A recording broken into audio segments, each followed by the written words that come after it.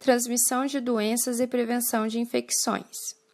O auxiliar em saúde bucal está em constante exposição com agentes que causam doenças pelo contato com sangue ou outros fluidos corporais potencialmente infecciosos. Neste módulo, você vai aprender como quebrar a cadeia de infecção, identificar as formas de transmissão de doença e explicar como o sistema imunológico fornece ao corpo a resistência à infecção. Cadeia de infecção. Para que uma infecção ocorra, deve haver 4 elos da cadeia de infecção, e quebrando-se qualquer elo dessa cadeia, interrompe-se a infecção. Os elos são virulência, número de micro-organismos, hospedeiro suscetível e porta de entrada. Virulência se refere ao grau de patogenicidade, ou seja, a força da capacidade de causar doença. Se o micro-organismo não é virulento, ele pode ser incapaz de causar doença, e se for muito virulento, pode causar doenças graves. A quebra desse elo pode se dar através de vacinas e com prevenção através de técnicas de controle de infecção. Número de micro-organismos. Para causar doença, precisa ter um número elevado de micro-organismos patogênicos e isso pode estar relacionado com a quantidade de biocarga presente, material orgânico como sangue e saliva, por exemplo.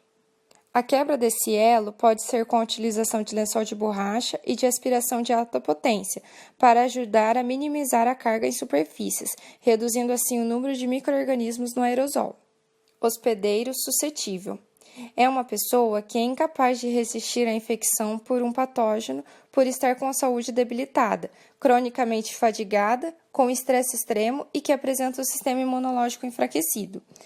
A quebra do elo se dá por permanecer saudável, lavar as mãos com frequência e manter as vacinas atualizadas para resistir à infecção.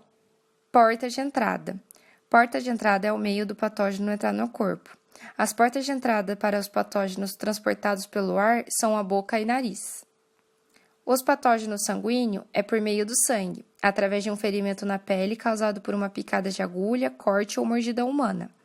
Também pode ocorrer através de membranas mucosas do nariz e da cavidade oral. Infecção crônica.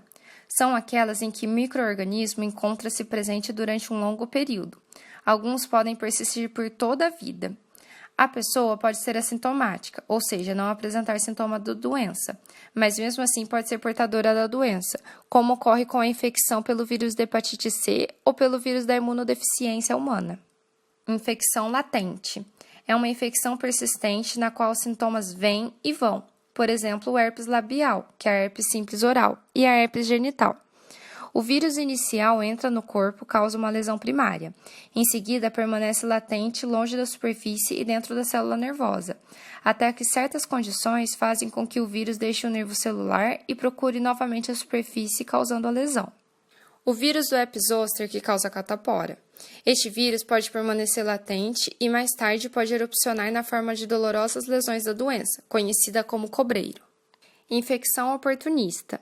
Normalmente são causadas por organismos não patogênicos. Ocorrem em indivíduos com resistência baixa. São comuns em pacientes com doença autoimune ou diabetes e em indivíduos idosos. Uma doença infecciosa é aquela que é transmissível, ou seja, é contagiosa.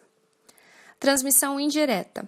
Ocorre quando a pessoa entra em contato com a superfície ou objetos contaminados. Exemplo, ficha clínica manuseada usando luvas contaminadas se torna contaminada podendo passar para outra pessoa. Para evitar a transmissão indireta, deve-se lavar as mãos com frequência e desinfetar cuidadosamente ou cobrir a superfície. Transmissão por via aérea. É a propagação da doença através de gotículas de umidade que contêm bactérias ou vírus. A maioria das doenças respiratórias contagiosas é transmitida por via aérea.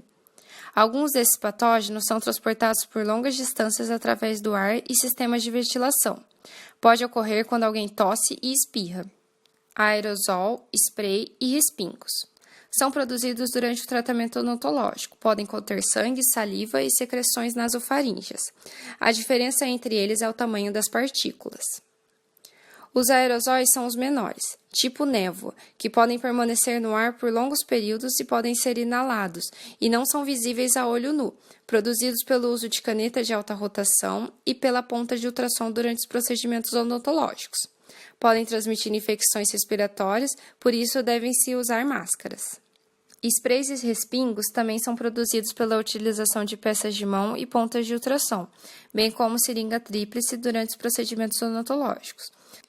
Propagam-se mais distante do que o aerosol tipo névoa e tendem a se depositar sobre as superfícies superiores de punho e antebraço, braços e peito. Os respingos são partículas maiores de gotículas que estão contaminadas. A pele intacta, que não apresenta qualquer ferimento, atua como uma barreira protetora natural. A pele não intacta, em que ocorreu um corte, um arranhão ou uma picada de agulha acidental, fornece um meio de entrada para patógenos para o corpo. O uso de lençol de borracha e sugadores de alta potência minimizam os borrifos, respingos e aerosóis. O uso de luvas, máscara, óculos e roupas de proteção reduzirão o risco de exposição aos patógenos. Transmissão parenteral. É através da pele. Pode ocorrer através de lesões por causa de picada de agulha, mordida humana, corte, escoriações ou qualquer ferimento na pele. Transmissão por via sanguínea. Ocorre por contato direto ou contato indireto com sangue e outros fluidos corporais de pessoas infectadas. A saliva é uma preocupação especial durante o tratamento odontológico, porque muitas vezes está contaminada com sangue, mesmo sem ser visível. A transmissão pode ocorrer através de instrumentos e equipamentos inadequadamente esterilizados. O sexo desprotegido também é uma forma comum de transmissão de doenças pelo sangue.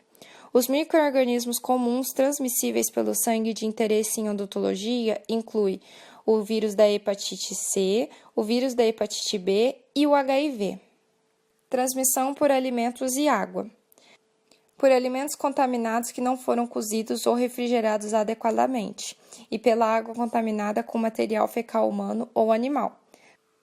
Por exemplo, tuberculose, botulismo, infecções por estafilococos e estreptococos. Transmissão fecal-oral. Se a lavagem das mãos após a utilização do vaso sanitário não for seguido, esses patógenos podem ser transmitidos diretamente tocando outra pessoa ou indiretamente pelo contato com superfícies ou alimentos contaminados. Ocorre mais frequentemente entre os funcionários da área da saúde. Sistema imunológico. É responsável por fornecer a resistência às doenças contagiosas. Possibilita que o corpo resista a doenças e impede que corpos estranhos causem infecção. Imunidade herdada é aquela presente já ao nascimento. Imunidade adquirida é a que se desenvolve durante a vida de uma pessoa. E a imunidade adquirida pode ocorrer naturalmente ou artificialmente. Imunidade adquirida naturalmente. Ela pode ser ativa, onde os anticorpos são criados no próprio organismo. Ocorre quando uma pessoa contrai uma doença e se recupera.